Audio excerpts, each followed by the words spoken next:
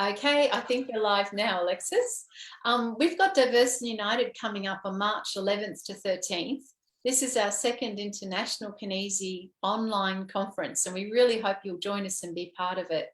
You've got live breakout rooms and everything is quite exciting. And Alexis is going to be talking to us about epigenetics.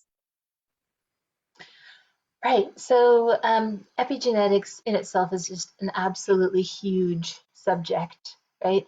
Because really, when we get down to it, everything has an impact over our genetic expression.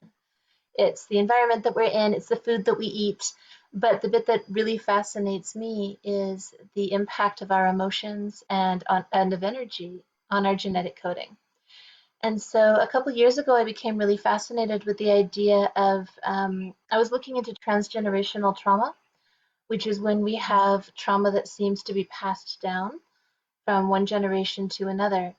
And there's some research that suggests that when we have people that have gone through big things, war and famine and those kinds of things, that it affects not just even the next generation, but sometimes several generations downstream.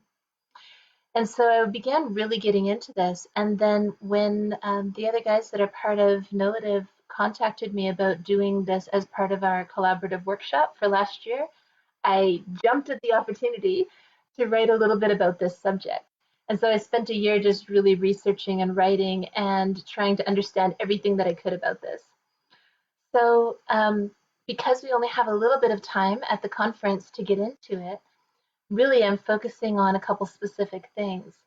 I think a lot of us are familiar with the idea that Bruce Lipton popularized, 20, 25 years ago now? The idea that it's not just the DNA inside the cell, inside the nucleus of the cell, that controls what happens with our genetic expression, but that the cell membrane is a huge part of this. And he says it's because the membrane interacts with the environment, right? So the membrane interacts with the blood and with the extracellular fluid, and therefore it's the part that picks up the chemistry and kind of has a perception of what's going on in the body and therefore what it is that it needs to make, right? Which genes are going to become expressed. And yes, that's a big part of it, but what we're doing here is also looking at the emotions that are at the top of that, right?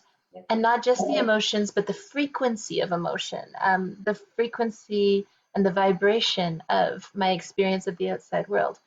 Because it's not just that a hormone or like a molecule has an effect on the cell. Yes, it does, right?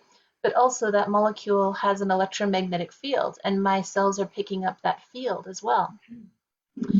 So this is of note for those of us who work with energy, right?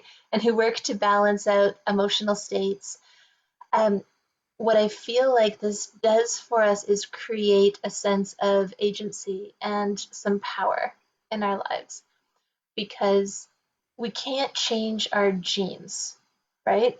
The DNA, and by that I mean the DNA really, I was born with a certain combination of building blocks. That's what I've got to work with.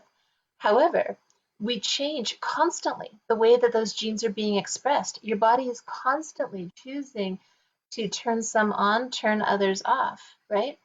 And so we have some control over that process and my body's perception of what's happening so that it is building the best me possible to deal with whatever is out there. And so this is what's really empowering and really exciting in this kind of work. Is I feel like through our muscle testing, through the different techniques that we all have, we're able to kind of go, okay, look, we can look at what's happening in the genetic coding. We can remove whatever stress the body thinks is there, which is causing it to maybe behave poorly. And then we can reprogram that so that we are expressing our genes and making ourselves in the absolute best way possible for our own health, mental health, emotional health, physical health. Okay? So that's kind of the whole concept in a little nutshell. Oh, that's fantastic, Alexis. That was really good. Well, we really look forward to seeing you at the conference on the dates I mentioned, March 11th to 13th. We're so glad you could join us. I'm happy to be with you again.